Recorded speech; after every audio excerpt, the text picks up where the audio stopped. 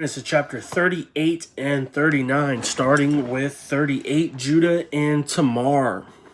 At that time, Judah left his brothers and went down to stay with a man of Adullam named Hirah. There, Judah met the daughter of a Canaanite man named Shua. He married her and made love to her. She became pregnant and gave birth to a son who was named She conceived again and gave birth to a son and named him Onan. She gave birth to still another son and named him Shelah.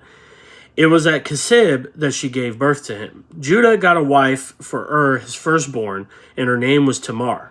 But Judah's firstborn, was wicked in the Lord's sight, so the Lord put him to death. What did he say?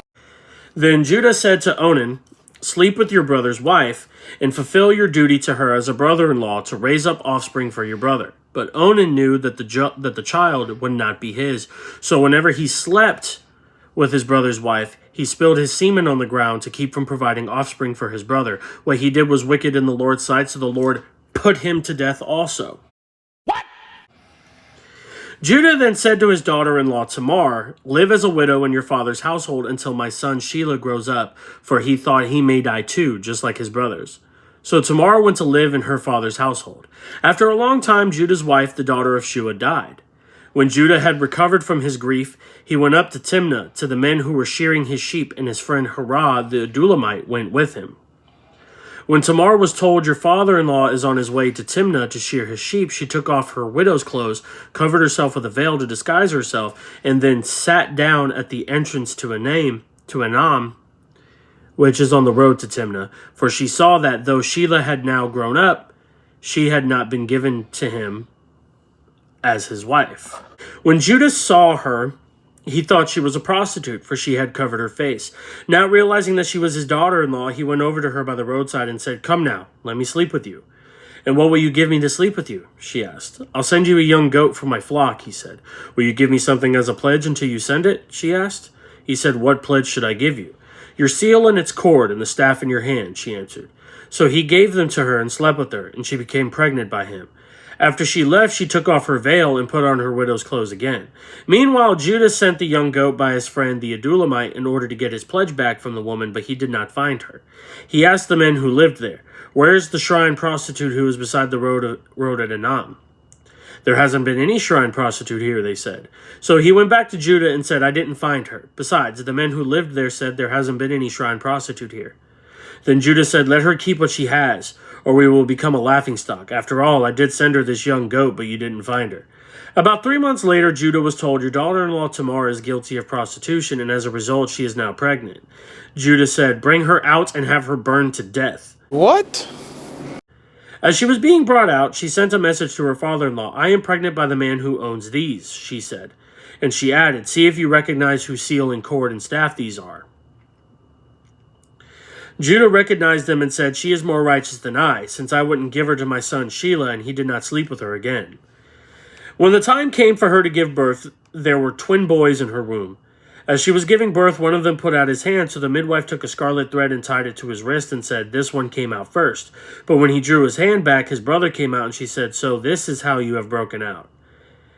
And he was named Perez. Then his brother, who had the scarlet thread on his wrist, came out, and he was named Zerah. Which Perez means breaking out, Zerah means scarlet or brightness. Joseph and Potiphar's wife, chapter 39. Now Joseph had been taken down to Egypt. Potiphar, an Egyptian, who was one of Pharaoh's officials, the captain of the guard, brought him from the Ishmaelites who had taken him there. The Lord was with Joseph, so that he prospered, and he lived in the house of his Egyptian master. When his master saw that the Lord was with him, and that the Lord gave him success in everything he did, Joseph found favor in his eyes and became his attendant. Potiphar put him in charge of his household, and he entrusted to his care everything he owned. From the time he put him in charge of his household and of all that he owned, the Lord blessed the household of the Egyptian because of Joseph. The blessing of the Lord was on everything Potiphar had, both in the house and in the field. So Potiphar left everything he had in Joseph's care. With Joseph in charge, he did not concern himself with anything except the food he ate. Now Joseph was well built and handsome. That's fine. She's fine. And after a while, his master's wife took notice of Joseph and said, "Come to bed with me." But he refused. With me in charge, he told her, my master does not concern himself with anything in the house. Everything he owns he has entrusted to my care. No one is greater in this house than I am. My master has withheld nothing from me except you, because you are his wife. How then could I do such a wicked thing and sin against God? And though she spoke to Joseph day after day, he refused to go to bed with her or even be with her. One day he went into the house to attend his duties, and none of the household servants were inside. She caught him by his cloak and said, come to bed with me, but he left his cloak in her hand and ran out of the house. I gotta go home. Coach. When she saw that he had left his cloak in her hand and had run out of the house, she called her household servants. Look, she said to them, this Hebrew has been brought to us to make sport of us. He came in here to sleep with me, but I screamed. When he heard me scream for help, he left his cloak beside me and ran out of the house. She kept his cloak beside her until his master came home. Then she told him this story. That Hebrew slave you brought us came to me to make sport of me, but as soon as I screamed for help, he left his cloak beside me and ran out of the house. When his master heard the story, his wife told him, saying, this is how your slave treated me. He burned with anger. Joseph's master took him and put him in prison, the place where the king's prisoners were confined.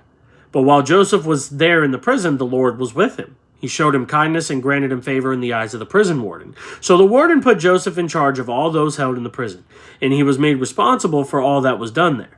The warden paid no attention to anything under Joseph's care because the Lord was with Joseph and gave him success in whatever he did. Chapter 38, verses 1 through 2. Much of the rest of Genesis focuses on Joseph, but to remind us of the line of succession, the author briefly steps away from his story to focus on one of Joseph's brothers, Judah. Judah would eventually become the son to inherit the promise and blessing of Abraham, but at this point in the story, he was just another conniving member of a dysfunctional family. For instance, it was Judah who came up with the idea of selling Joseph as a slave. The following narrative further reveals Judah's deeply flawed character. Judah married the daughter of a Canaanite named Shua, which was an inauspicious start. Not only had Judah married one of the pagan Canaanites, but he also appeared to have given the marriage no thought at all. He saw a woman he wanted, he went for her. Such impulsive lust would soon get Judah into trouble. Verse 3 through 10. Judah's wife had 3 sons, Onan, and Shelah. The eldest son, married a woman named Tamar. Unfortunately, was evil in the Lord's sight, and the Lord put him to death, leaving Tamar with no husband and no children. The custom of the day in situations such as this was for the next living brother of the deceased to marry the widow. The first son from this marriage, then, would legally belong to the deceased older brother, providing him an heir and preserving his name. See Deuteronomy 25, 5 through 10. If brothers are living together and one of them dies without a son, his widow must not marry outside the family. Her husband's brother shall take her and marry her and fulfill the duty of a brother-in-law to her. The first son she bears shall carry on the name of the dead brother so that his name will not be blotted out from Israel. However, if a man does not want to marry his brother's wife, she shall go to the elders at the town gate and say, my husband's brother refuses to carry on his brother's name in Israel. He will not fulfill the duty of a brother-in-law to me. Then the elders of his town shall summon him and talk to him. If he persists in saying, I do not want to marry her, his brother's widow shall go up to him in the presence of the elders, take off one of his sandals, spit in his face, and say, this is what is done to the man who will not build up his brother's family line. That man's line shall be known in Israel as the family of the unsandaled. Onan, the brother in line for this task, was fine with taking Tamar as his wife, but because he knew that the offspring would not be his, he intentionally avoided getting her pregnant. In other words, he was using Tamar for sexual gratification while refusing his responsibility to her and his brother. God was neither pleased nor deceived by this, so he put him to death also. Verse 11 through 15. Tamar, now a widow twice over and still childless, was in a tough position. Legally, she could expect to marry Shelah, the third son, but Judah seemed to blame Tamar for the death of his other 2 sons, and he refused to arrange the marriage. Knowing that the only way to secure inheritance rights for herself was to produce offspring, Tamar took matters into her own hands. She took off her widow's clothes, veiled her face, and posed as a prostitute. Apparently, Tamar knew Judah's lustful ways, and so she planned to lure him. Verse 16 through 23. Wages, whether for prostitution or any other transaction, were often given in pledges in those days. Judah agreed to pay the supposed prostitute with a young goat, and as a guarantee that he would follow through with this, he left a signet ring in his staff. Both would have had markings uniquely identifying Judah as their owner, so when Judah was unable to retrieve his belongings, he knew he was liable to become a laughingstock. His lack of impulse control had given someone the power to blackmail him.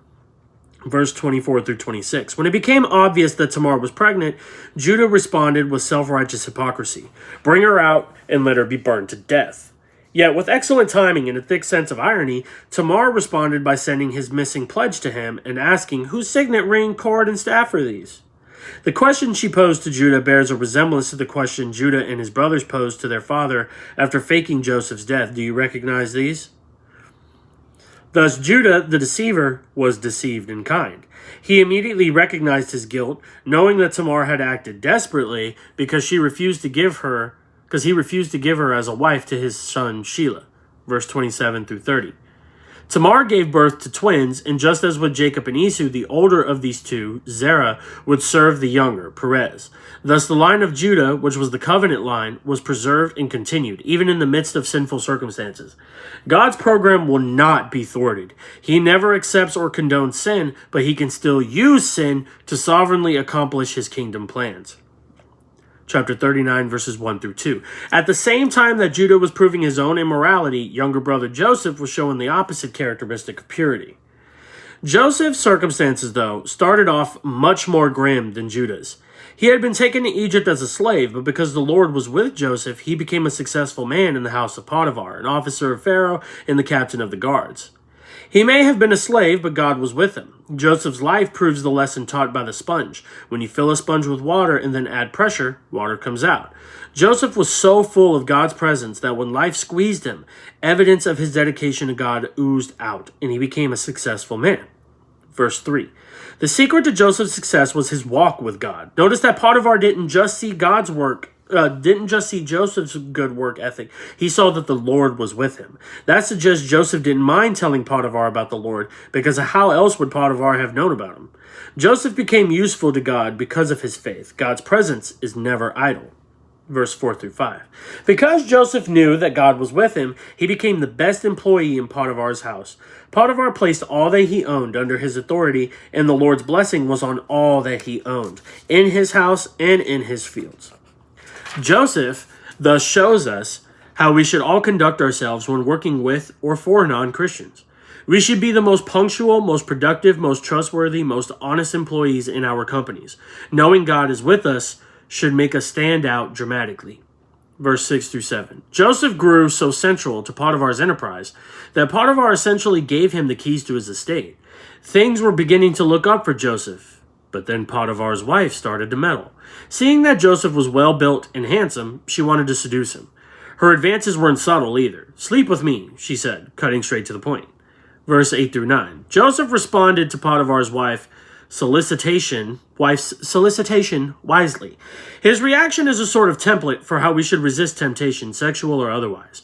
First, he saw that the consequences of sin would be damaging. Potiphar had placed all of his possessions under Joseph's authority. To sleep with his master's wife would ruin that trust and surely lead to harsh consequences.